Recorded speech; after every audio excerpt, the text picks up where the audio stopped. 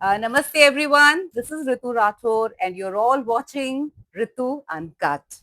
Friends, today I bring to you an unbelievable story that exposes the deeply anti-Hindu bias that has crept into the very chair that is supposed to uphold justice, the office of the Chief Justice of India. Today I'm going to tell you the shocking insult delivered by the sitting Chief Justice of India, Mr. B.R. Gavai, on 100 crore Hindus. He used that chair of the Supreme Court not to deliver justice, but to insult and mock 100 crore Hindus and their God. So, friends, stay with me for the next 35 minutes as I unveil the layers of this deeply rooted hate for Hindus that has now reached the highest chair of the Indian judiciary. And I will do this without any propaganda. I will present to you pure facts. And trust me, these facts are going to shock the hell out of you. So, what is this controversy all about? ये issue है क्या? क्या? हुआ ये कि एक जावेरी मंदिर है खजुराहो में, मध्य प्रदेश में। ये बहुत पॉपुलर प्लेस है खजुराहो। खजुराहो के मंदिर आप सब जानते हैं। ये कोई 85 मंदिर हैं, 85 टेम्पल्स का एक ग्रुप है जो कि चंदेल डायनेस्टी ने बनवाया था 10वीं और 11वीं शताब्दी में, which is like 1200 years before. और ये जो जावेरी मंदिर है ये उन्हीं 85 मंदिरों में से एक है, भगवान विष्णु के लिए डेडिकेटेड और यूनेस्को प्रोटेक्टेड मंदिर है ये।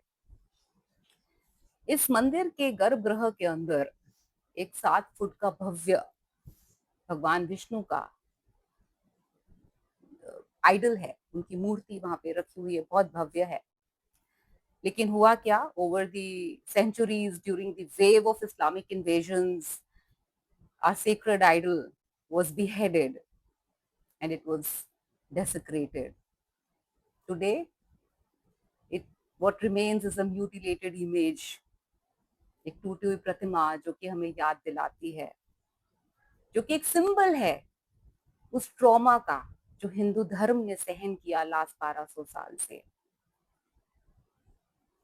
लेकिन ये एक सिंबल और चीज का है, हिंदू रेजिलियंस का है। कैसे हिंदू डिवोटीज आज भी अपने भगवान की पूजा करने से चूकते नहीं हैं, आज भी वो अपने भगवान के लिए लड़ रहे हैं। ये कोई छोटी बात नहीं है। 1200 साल हो गए इस बात को, लेकिन आज भी एक ऐसा हिंदू खड़ा हुआ कि उसने बोला मुझे अपने भगवान की मूर्ति को दोबारा से ठीक करवाना है। उसका नाम राकेश दलाल। राकेश दलाल जी मध्य प्रदेश से हैं और वो अपना रिक्वेस्ट लेके सुप्रीम कोर्ट जाते हैं कि ये मेरे भगवान की मूर्ति है, इसको जो है इस्लामिक बारबेरियंस ने तोड़ दिया था।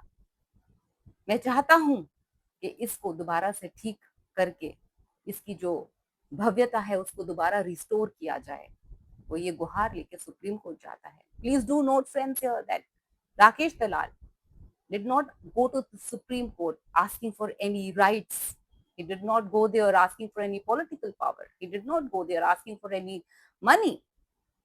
He just went there requesting the court to intervene, to help him restore the glory of Lord Vishnu, and rightly so. But उसको जवाब क्या मिला?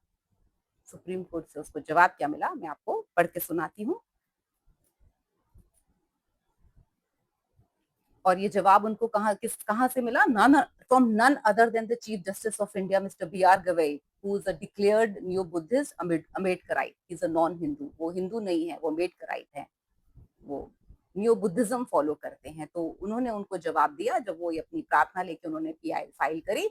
तो B.R. गवई साहब ने ये बोला कि अरे ये तो एक पब्लिसिटी स्टंट है, और जाके अपने लॉर्ड विष्णु से कह दीजिए ना कि अपनी मूर्ति को खुद रिस्टोर कर लें। तुम तो भगवान विष्णु के भक्त हो ना, जाके पूजा कर लो, प्रे कर लो अपने भगवान से। और अगर ये समझ में ना आए तो पास में एक शिव भगवान का मंदिर है, वहां पे एक बड़ा सा लिंगम है, उसकी पूजा कर लो। इस तरह का व्यंग भरा उत्तर सीजीआई गवई साहब ने दिया। तो मैं आपसे ये पूछना चाहती हूँ कि क्या ये जुडिशियल रिप्लाई है? इज दैट हाउ अ जज is suppose to reply to somebody who has come with a PIL?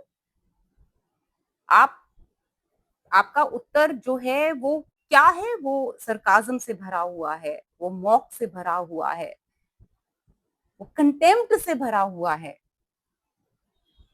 वो डायरेक्ट इंसल्ट है। आप इंसल्ट कर दिया आपने हिंदू भगवानों की। गवई साहब, आपने ऐसा क्यों किया? I ask you today, why did you, justice Gavai, make these offensive remarks?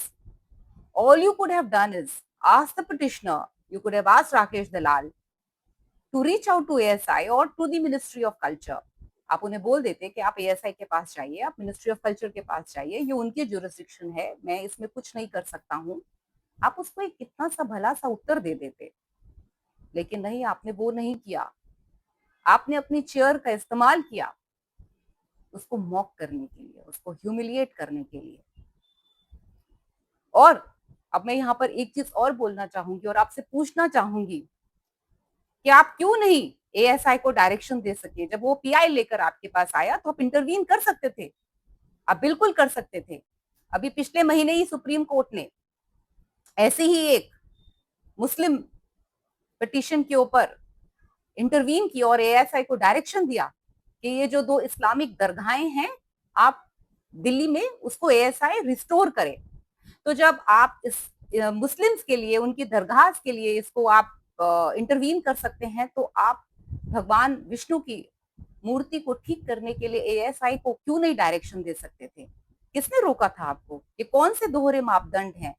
One nation two laws, Muslims के लिए एक लॉ और हिंदू के लिए अलग, एक अलग लॉ। जब मुस्लिम आपके पास पिटीशन लेकर आते हैं तो एएसआई को बोला जाता है कि जाओ दरगाह को ठीक करो, उसको रिस्टोर करके दो। और जब एक हिंदू डिवोटी आपके पास अपनी प्रार्थना लेकर आता है तो आप कहते हैं कि जाओ लॉर्ड विष्णु से कह दो कि अपनी मूर्ति को स्वयं ठीक कर लें। What kind of double standards, shameless double standards are being practiced by Indian judiciary and by Indian courts? धिक्कार है।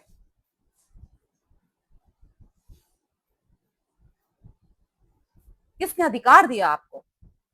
गवई साहब, आपको किसने अधिकार दिया कि आप 100 करोड़ हिंदुओं को इस तरह से इंसल्ट करें, ह्यूमिलिएट करें? आप जब जज बनते हैं तो शपथ लेते हैं कि आप कॉन्स्टिट्यूशन की रक्षा करेंगे, लेकिन आपने अपनी उस चेयर के ऊपर बैठ के, उस जज की चेयर के ऊपर बैठ के उसी कॉन्स्टिट्यूशन के आर्टिकल 25 की धज्जियां उड़ा दी।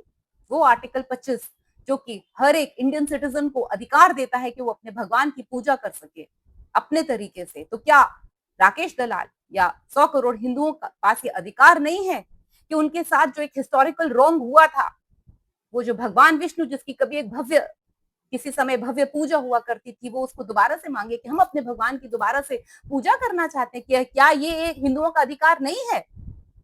और आप तो सीजीआई हैं। आप जिस तरह से वक्फ के अंदर इंटरवीन करते हैं, उनके लिए करते हैं, आप हमारे लिए भी तो इंटरवीन कर सकते थे। लेकिन आपने हर मर्यादा को तोड़ते हुए, उस आर्टिकल 25 की मर्यादा को तोड़ते हुए हिंदुओं को इंसल्ट किया, हमारे लॉर्ड विष्णु को इंसल्ट किया। किसने अधिकार दिया आपको? ये मैं आपसे दोबारा पूछती हूँ। और मैं इस मोमेंट पे I want to tell you that आपके ये जो टोंट थे ना, this taunt that you delivered from the court room, they echo those ones used by Islamic invaders to insult and humiliate Hindus. आप उन इस्लामिक इन्वेडर्स की याद दिलाते हो, वो इसी तरह से हिंदुओं को इंसल्ट करते थे तब, और आज आपने वही काम किया है। हिंदुओं के देवी देवताओं पे टिप्पणी करना ना बहुत इजी है, क्योंकि हिंदू सॉफ्ट टारगेट हैं। लेकिन अपने आप से पूछिए, आप सीजीआई साहब, कि अगर आपने इसी टोन में ये एक रिप्लाई, ये सेम रिप्लाई आपने इसी टोन के अंदर एक मुस्लिम पिटिशनर को दिया होता या क्रिश्चियन पिटिशनर को दिया होता, तो क्या होता? पहली बात, आप कभी देते नहीं, और कहीं भूले भटके दे भी देते तो आपको पता है कि भारत की सड़कें जल रही होती आज। भगवान लॉर्ड विष्णु पे तो आप टिप्पणी कर गए, उनके लिए तो आप मॉक कर गए, क्योंकि आपको पता है कि हिंदू ये नहीं करेगा, वो लॉ को अपने हाथ में नहीं लेगा, तो सॉफ्ट टारगेट है। मैं पूछना चाहूंगी यहाँ पर, ये है क्या हमारा सुप्रीम कोर्ट, जहां हम जब न्याय की गुहार लगाने आते हैं तो वही सुप्रीम कोर्ट धर्म देख के अपना फैसला सुनाता है, रिलीजन देख के अपना फैसला सुनाता है। When the guardian of the constitution openly mocks a devotee, he is not upholding the process, Gawai Sahab. He is indulging in naked display of religious hate. The Supreme Court is meant to be the final refuge of justice. Instead, here it became an arena of humiliation, and you made that. You turned the Supreme Court into an arena of humiliation. It is just not about an idol. It is about whether Hindu faith, Hindu pain, and Hindu dignity has any place in the court of Indian judiciary. This single moment shows the true mindset, and that is the hate for Hindu Dharma. Dear friends, और आपको यहाँ पर ये बताना चाहूंगी कि ये कोई स्टैंड अलोन इंसिडेंट नहीं है जहां पर गवई साहब ने कुछ अपना एंटी हिंदू चेहरा दिखाया है। इससे पहले भी बहुत सी चीजें ऐसे हो चुकी हैं जहां से हमें एक पूरा पैटर्न बनता हुआ दिखता है, जहां पे हमें समझ में आता है कि इनके दिल में कुछ और ही है, और इनकी जो रिलीजियस प्रेजुडिसेस हैं हिंदूज के अगेंस्ट, वो अपने जजमेंट्स में इनके सामने आ ही जाती हैं। उनमें से कुछ चंद मैं आपको जो है वो बताती हूँ। अभी कुछ दिन पहले, आई थिंक 5-6 डेज बिफोर, इन्होंने बोला कि जो दिवाली के बैन, क्रैकर के ऊपर जो बैन है वो पूरे भारत में लगना चाहिए, और इन्होंने पोल्यूशन को जो है वो रीजन दिया कि पोल्यूशन के लिए। तो गवई साहब, जब ईद के ऊपर इतने जानवर कटते हैं तो आपको पोल्यूशन नहीं दिखती? जब न्यू ईयर के ऊपर पटाखे फोड़े जाते हैं तो आपको पोल्यूशन नहीं दिखती? जब गुरुपूरब के दिन पटाखे फोड़े जाते हैं तो आपको पोल्यूशन नहीं दिखती? आपको क्रिसमस ईव पे पोल्यूशन नहीं दिखती जब पेड़ काटे जाते हैं? आपको पोल्यूशन दिखती है जब दिवाली के ऊपर हिंदुओं को पटाखे बजाने होते हैं। दूसरा, आपको और एक बहुत इंटरेस्टिंग बात बताती हूँ कि गवई साहब ने कुछ, जब जब ये सीजीआई बने 2 महीने पहले, उसके बाद इन्होंने 4 राज्यों को, उत्तर प्रदेश, उत्तराखंड, मध्य प्रदेश और राजस्थान की सरकारों को एक नोटिस जारी किया कि ये जो एंटी कन्वर्जन बिल है इसको नलिफाई क्यों ना कर दिया जाए। तो गवई साहब, क्यों? जो हिंदूज वल्नरेबल हैं, वो फ्रॉड कन्वर्जन माफिया के जो उनको उन वल्नरेबल हिंदूज को जो कन्वर्ट करने पे लगा हुआ है, तो क्यों गवई साहब ये एंटी कन्वर्जन बिल्स जो हैं, they were passed to protect vulnerable Hindus from fraudulent conversions? जो एब्राहमिक रिलीजन्स हैं, इस्लाम या क्रिश्चियनिटी, वो प्रीडेटरी नेचर के रिलीजन्स हैं। ऐसा मैं क्यों बोल रही हूँ? क्योंकि वो प्रोसेलिटाइज करते हैं, वो दूसरों को काफिर या हित नीचा दिखाकर बोलते हैं कि मेरा धर्म अपना लो। हिंदू तो ये नहीं करता, हिंदू तो नहीं बोलता कि मेरा भगवान सबसे ऊपर, मेरा धर्म सबसे ऊपर, आओ मेरा बन जाओ, तुम नीच हो। लेकिन वो लोग करते हैं। तो ये एंटी कन्वर्जन बिल्स तो हिंदुओं को, इन वल्नरेबल हिंदूज को बचाने के लिए बनाई गई। आपको इनसे भी प्रॉब्लम है? क्या बात कर रहे हैं साहब, किसके लिए काम कर रहे हैं आप? और अब आपको एक तीसरा केस में बताने जा रही हूँ, इसको ध्यान से सुनिएगा। तो 2023 के अंदर स्वामी प्रसाद मौर्य, जो कि समाजवादी पार्टी से मिनिस्टर रह चुके हैं, उन्होंने बोला कि जो हिंदुओं की पवित्र किताब है रामचरितमानस, उसको जला देना चाहिए, उसकी कॉपियां उठा के जला देनी चाहिए। तो उनके ऊपर एफआईआर हुई और इलाहाबाद हाई कोर्ट ने उस पर कॉग्निजेंस लिया और उनके ऊपर क्रिमिनल केस शुरू किया और उनके एफआईआर को क्वॉश करने से मना कर दिया। तो स्वामी प्रसाद मौर्य जी जो हैं वो सुप्रीम कोर्ट पहुंचे और सुप्रीम कोर्ट में उनका केस लगा जस्टिस गवाई के बेंच में, उनके कोर्ट में। तब ये सीजीआई नहीं बने थे, ये जनवरी 2025 की बात है। तो जब सीजेआई गवाई के सामने ये केस लगा तो मैं पढ़ के सुनाती हूँ उन्होंने क्या बोला। उन्होंने बोला, उन्होंने स्टे दे दिया एफआईआर के ऊपर, कॉश कर दिया एक तरीके से कि आपको कोई अरेस्ट नहीं कर सकता, आपने जो बोला। और ये बोला, why are you so touchy about these things? It is a matter of interpretation. It is a line of thought. How is it an offense? Maurya cannot be held responsible for burning of copies.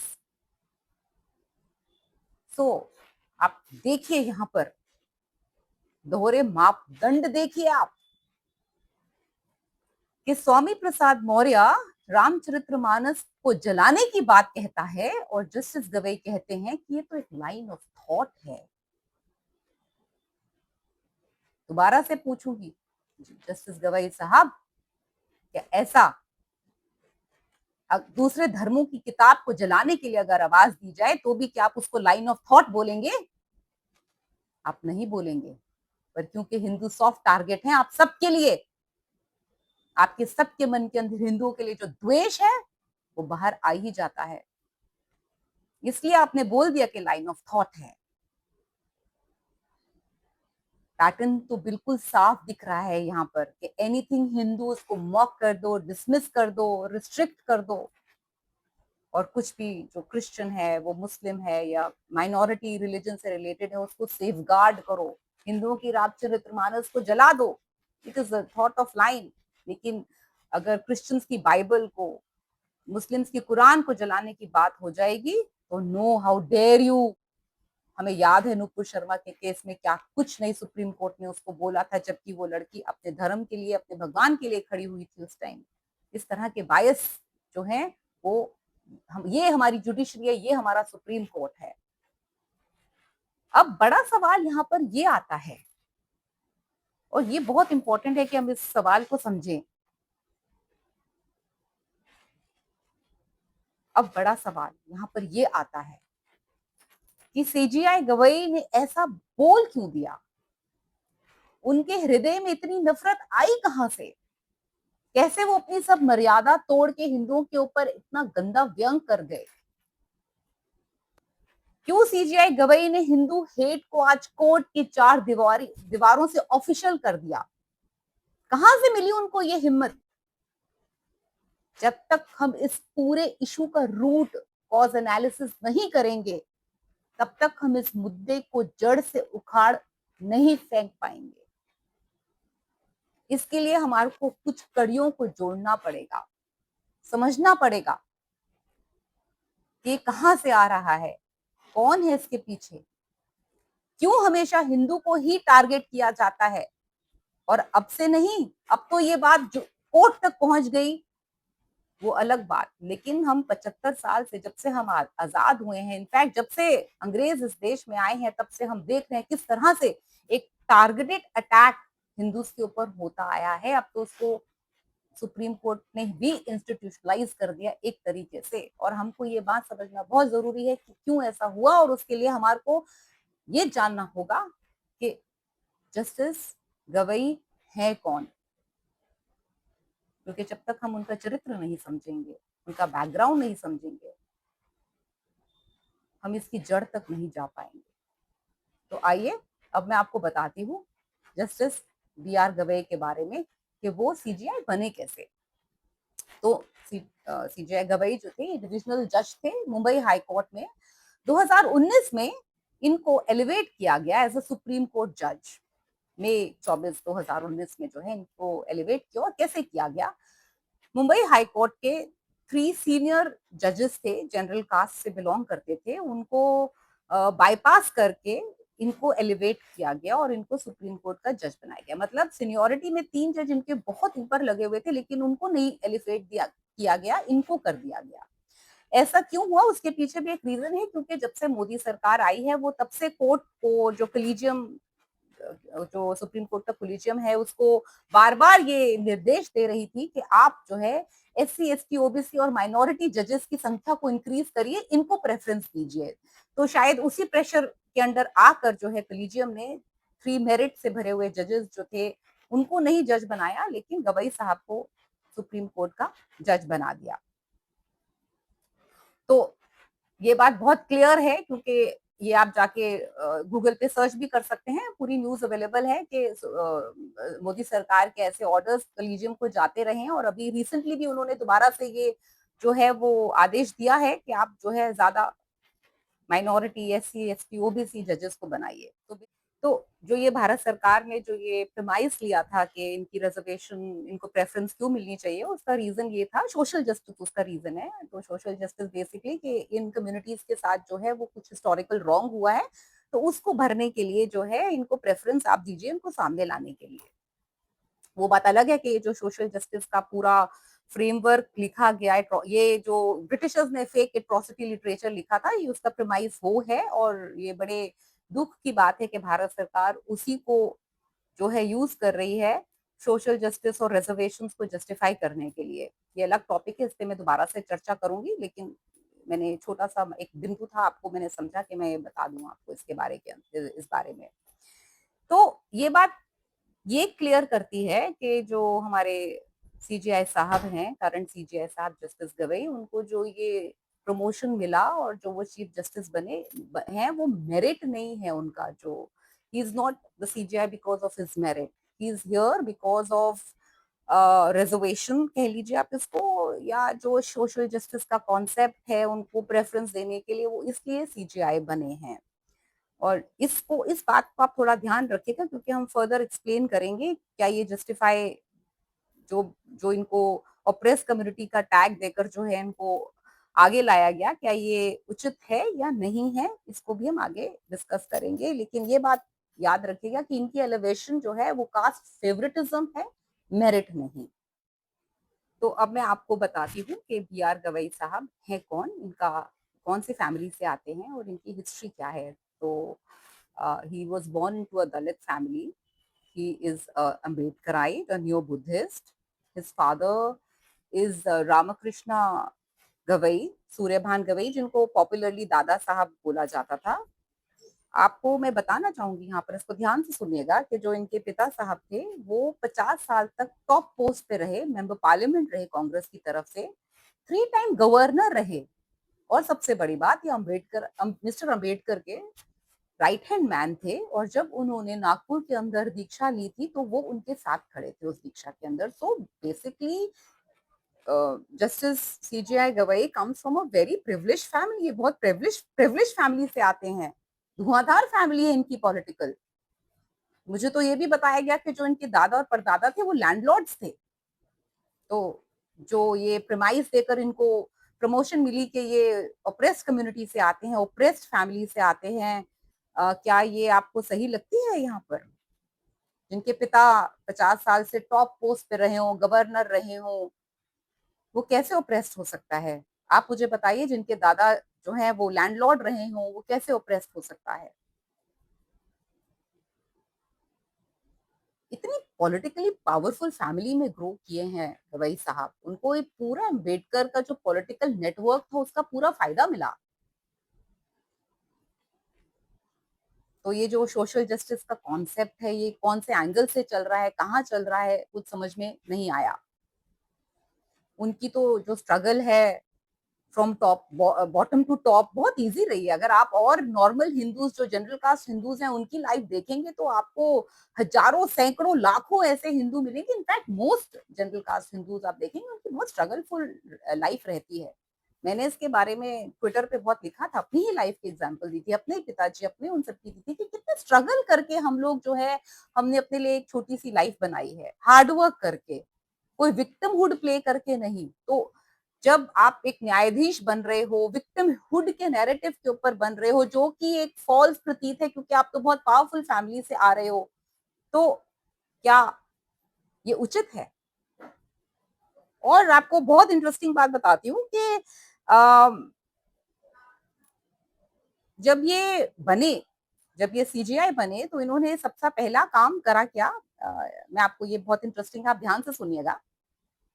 तो supreme court में जो staff recruitment होती है ना, जिस जो मतलब clerical jobs होते हैं, जो रजिस्ट्रार्स होते हैं, क्लर्क्स होते हैं, जब जो लिखते हैं कि कौन सा केस डेटा मेंटेन करते हैं, कौन सा केस कौन से कोर्ट में जाना चाहिए, कौन से कोर्ट में नहीं जाना चाहिए, कौन सा केस कौन से बेंच के सामने जाना चाहिए, तो ये जो सारा स्टाफ की जो रिक्रूटमेंट होती है इसमें रिजर्वेशंस नहीं थी। इससे पहले किसी भी इसकी रिक्वेस्ट और डिमांड तो आ रही थी, लेकिन इससे पहले किसी भी सीजीआई ने ऐसा नहीं किया। लेकिन जैसे ही हमारे Ambedkarite CJI mister B R Gavai CJI बने, उन्होंने सबसे पहले जो है वो सुप्रीम कोर्ट के अंदर इस रिजर्वेशन को पुश किया। तो एक रूल है 1961 का supreme court officers and servants rule, उन्होंने इसको तुरंत अमेंड किया। अमेंड करके इन्होंने ओबीसी, एससी, एसटी और माइनॉरिटीज के लिए रिजर्वेशंस खोल दी। लेकिन किसके लिए नहीं खोली? ईडब्ल्यूएस कैटेगरी के लिए नहीं खोली। तो यहाँ पर भी आपको जो है इनका बायस सीधा सीधा नजर आएगा कि एजेंडा क्या लेके आ रहे हैं, एजेंडा क्या है। और ये मैं नहीं, तो सामने फैक्ट है, आप इसको गूगल करें, आपको पूरा सामने दिखाई देगा कि कैसे जो है कास्ट बेस प्रेफरेंस के ऊपर अब हमारी जुडिशरी भी जो है वो कास्ट बेस के ऊपर चलेगी, वो मेरिट या न्याय के ऊपर नहीं चलेगी, वो कास्ट के ऊपर चलेगी। तो जब जुडिशरी के अंदर एक पर्टिकुलर आइडियोलॉजिकल सेट के लोगों को आप भर्ती करोगे तो नेचुरल है ना कि वो जो लोग हैं जो केस लगाएंगे, कौन सा केस कौन से बेंच के सामने लगना चाहिए। तो जब हिंदू अपनी प्रार्थना लेकर आएगा और उनके मन के अंदर अगर हिंदुओं के लिए द्वेष होगा, तो हिंदुओं का हिंदू के केसेस जो है वो तो एंटी हिंदू बेंच के सामने ही लगेंगे ना। इसके बाद अब मैं आपको जो है, क्योंकि मैं आपको ये कड़ियां मैं आपको बता रही हूँ जिससे आपको चरित्र पता चलेगा, एजेंडा पता चलेगा। अब मैं आपको इसके कोर पे लेकर आती हूँ। कोर ये है कि क्योंकि सीजीआई साहब अम्बेडकराइट हैं और उन्होंने ये जैसे वो सीजीआई बने थे उन्होंने इस बात को बोला था कि मैं जो सीजीआई बना हूँ वो अम्बेडकर की वजह से बना हूँ, और मिस्टर अम्बेडकर जो है वो इस देश की जो है वो का मॉरल कंपस है। तो मेरे को इस पे काफी ऑब्जेक्शन है, और ये क्यों ऑब्जेक्शन है मैं वो आगे बताऊंगी। उससे पहले जब अंबेडकर ने हिंदू धर्म छोड़ा था और नागपुर में दीक्षा भूमि में रिलीजन ऑफ 22 वाउज इन्वेंट किया था, जिसको इन्होंने नवयन बुद्धिज्म बोला था, वो 22 वाउज में से मैं आपको कुछ वाउ जो इन्होंने प्रतिज्ञा ली थी वो पढ़ के सुनाती हूँ। ये पढ़ के सुनाना बहुत इंपॉर्टेंट है और आपको जानना भी जरूरी है। तो उन्होंने पहली उनकी जो प्रतिज्ञा थी वो ये है, I shall have no faith in Brahma, Vishnu and Mahesh, nor shall I worship them. I shall have no faith in Ram and Krishna, who are believed to be incarnation of God, nor shall I worship them.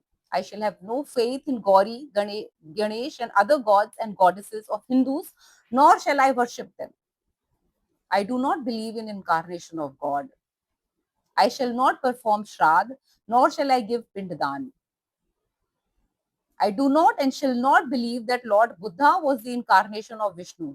I believe this to be sheer madness and false propaganda.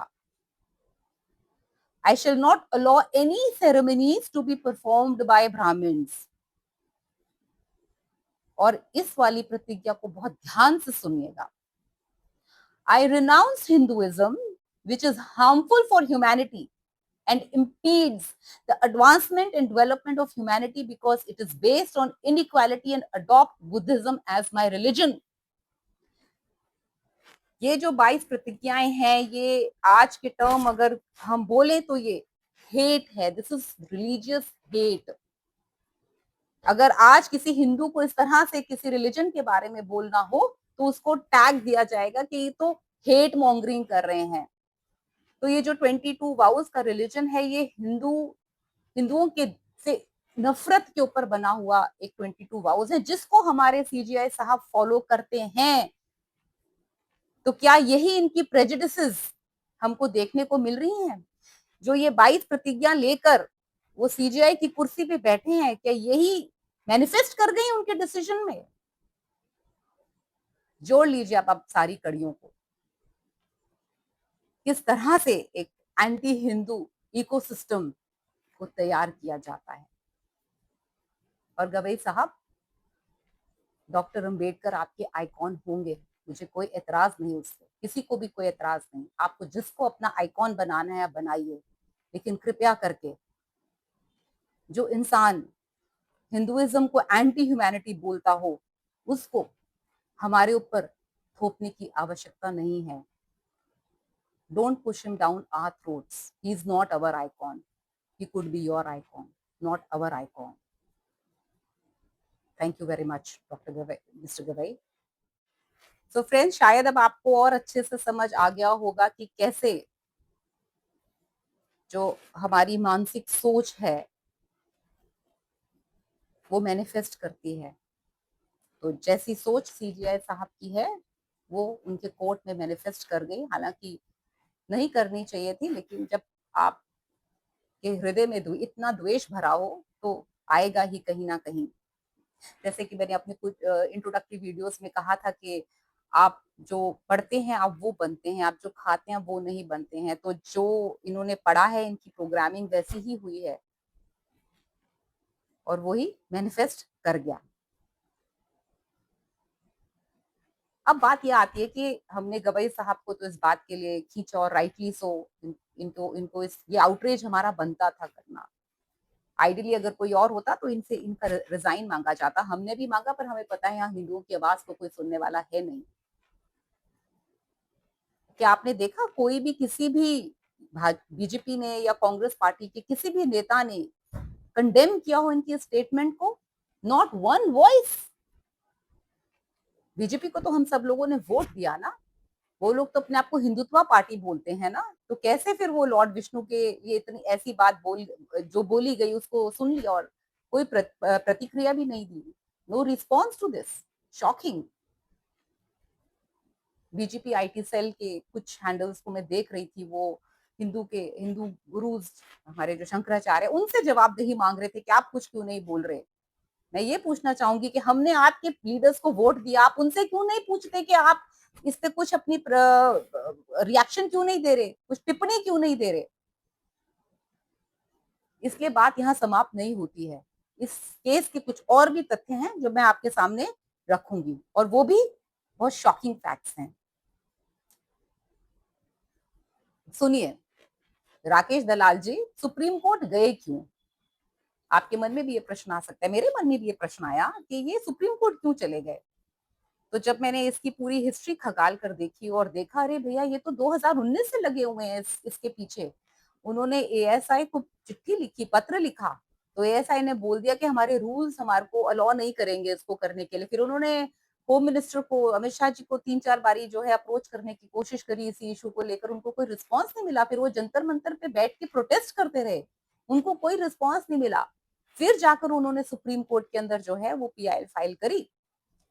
तो प्रश्न यहाँ पर ये है कि जब हमारी सरकार कॉन्स्टिट्यूशन अमेंड कर सकती है, जब जस्टिस गवाई साहब रूल बुक्स को अमेंड करके रिजर्वेशन लेकर आ सकते हैं, तो क्यों एएसआई के रूल्स अमेंड नहीं करे जा सकते ताकि जो एक हिस्टोरिकल रॉन्ग हुआ है हिंदुओं के साथ उसको ठीक किया जा सके. आप इसको एज एन एक्सेप्शनल केस ले लेते और एक छोटा सा लॉ अमेंड करके इस मूर्ति को ठीक कर देते.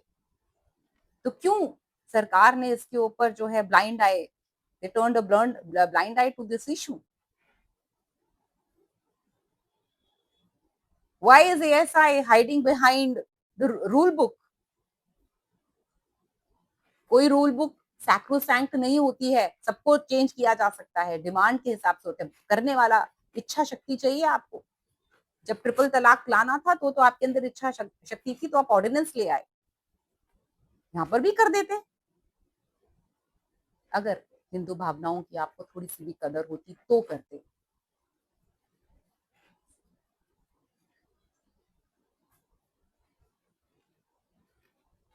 Friends, this is not just denial of justice. This is betrayal. This is betrayal of truth. This is betrayal of Hindus in their own homeland. Even though Hindus are the majority religion, they are treated like the fourth grade citizens in this Bhimta Meemta land where the Indian government judiciary is only bothered about SC, ST, OBCs and minorities and not for every Indian citizen. where mocking Hindu gods is fashionable, but protecting other faiths monument is called secular duty. यही सरकार है ना ASI के through Delhi के जितने भी दरगाह हैं, निजामुद्दीन औलिया की जो दरगाह है उसको कितना ब्यूटीफुली डेकोरेट किया गया, हुमायूं टॉम को कितना ब्यूटीफुली डेकोरेट किया गया, क्योंकि वो सेक्युलर ड्यूटी है इनकी।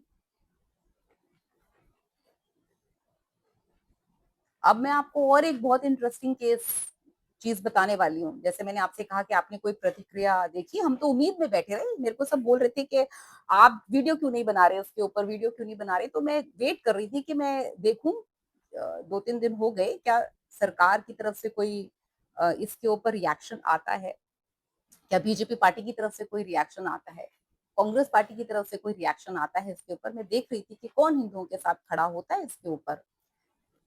लेकिन शॉकिंगली कल जो भारत के सॉलिसिटर जनरल हैं, जो मोदी सरकार को कोर्ट के अंदर रिप्रेजेंट करते हैं, कल वो कोर्ट में जब गए तो किसी केस के लिए सीजीआई के सामने थे, तो ये बात उठी और सीजीआई साहब को बोला गया कि बहुत आउटरेज हो रहा है आपके इस कथन के ऊपर जो आपने बोला। तो सीजीआई साहब ने उस बात को रिबफ करते हुए बोल दिया कि नहीं नहीं, मैं तो सारे धर्मों का सम्मान करता हूँ।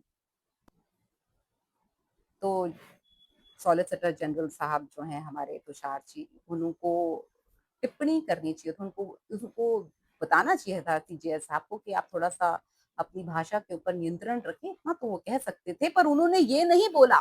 तुषार मेहता जी ने क्या बोला, मैं अब आपको वो पढ़ के सुनाती हूँ। उन्होंने बोला, so instead of condemning the insult, instead of standing with the devotees, the Hindu devotees, who are also the voters of BJP, he casually dismissed the outrage, saying कि सोशल न्यूटन का लॉ है कि equal and opposite reaction होता है, लेकिन social media तो कुछ ज्यादा ही डिस्प्रपोर्शनेट रिएक्शन दे रहा है। आप इसका अर्थ समझते हैं? एक लाइन से भारत सरकार के सॉलिसिटर जनरल ने जो गवई साहब ने कहा उसको नॉर्मलाइज कर दिया और उनका जो क्राइम था उसको कंप्लीटली व्हाइट वॉश कर दिया। मतलब हम हिंदुओं का जो रिएक्शन था वो डिस्प्रपोर्शनेट रिएक्शन है, हम जरूरत से ज्यादा रिएक्शन दे रहे हैं। ऐसी तो कोई बात नहीं है, गवई साहब ने ऐसा कुछ बोल नहीं दिया। मतलब आज आपने बोला है, ऐसा करके आपने व्हाइट वॉश करके कल को और भी बोले तो भी कोई प्रॉब्लम नहीं है। इसका अर्थ ये हुआ कि मोदी सरकार अपने वोटर्स के साथ, सही के साथ नहीं खड़ी है, वो खड़ी हुई अम्बेडकराइट सीजीआई गवई के साथ। वो लॉर्ड विष्णु के डिवोटीज के साथ खड़ी नहीं हुई, वो उसके साथ खड़ी हुई जिसने हमें मॉक किया। ये है हमारा नया भारत।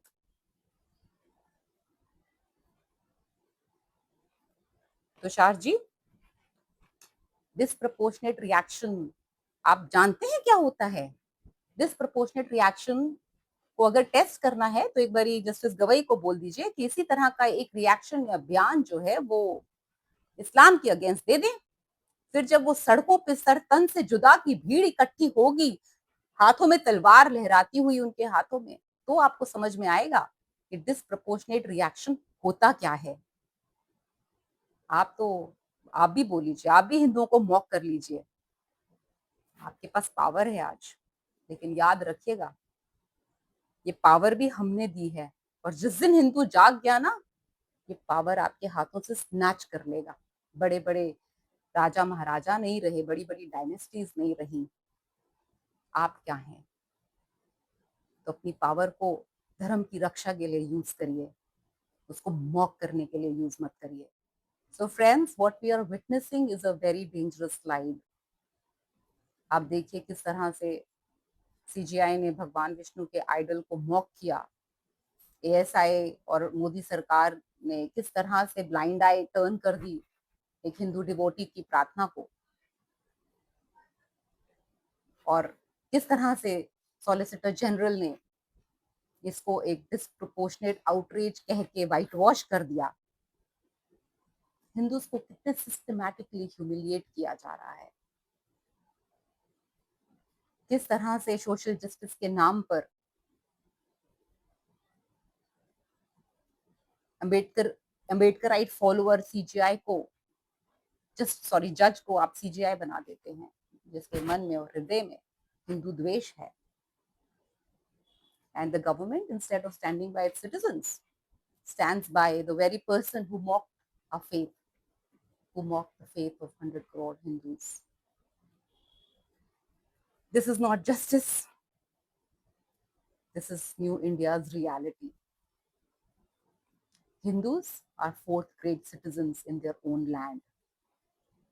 अब करना क्या है, हम तो मुसलमानों के जैसे तो आप लोग सड़कों पे नहीं उतरेंगे, तो आप क्या कर सकते हैं? आप इस वीडियो को हर जगह शेयर करिए, अपने फ्रेंड्स, अपने रिलेटिव्स को बताइए कि किस तरह के डीपली एंटी हिंदू बायस जो हैं अब वो जुडिशरी तक पहुंच चुके हैं। कब तक चुप रहेंगे हम लोग? सोशल मीडिया पर, अपने मोहल्ले पर, हर एक उस मंच पर आवाज उठाइए और अपने हक के लिए लड़िए। सरकार और न्यायपालिका दोनों से जवाब मांगिए। चुप मत रहिए, बहुत चुप रह लिए, क्योंकि इतना चुप रह लिए इसलिए आज ये बात इतनी आगे तक बढ़ गई है। और चुप रहेंगे तो आने वाले समय में हमारा नामो निशान मिटा दिया जाएगा।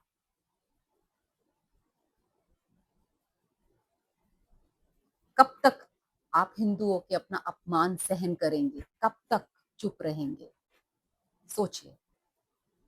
और अंत में मैं हमारे esteemed CJI B R Gavai sahab से एक बात बोलना चाहूंगी कि हमारी पौराणिक कथाओं में एक कथा है, आपने तो सुनी होगी, प्रहलाद की कथा।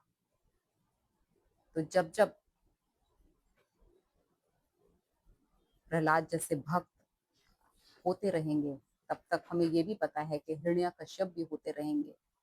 ऐसे ही हिरण्याकश्यप ने तब प्रहलाद को बोला था कि जा अपने भगवान विष्णु को बुला ले, उससे बोल कि तुझे बचा ले।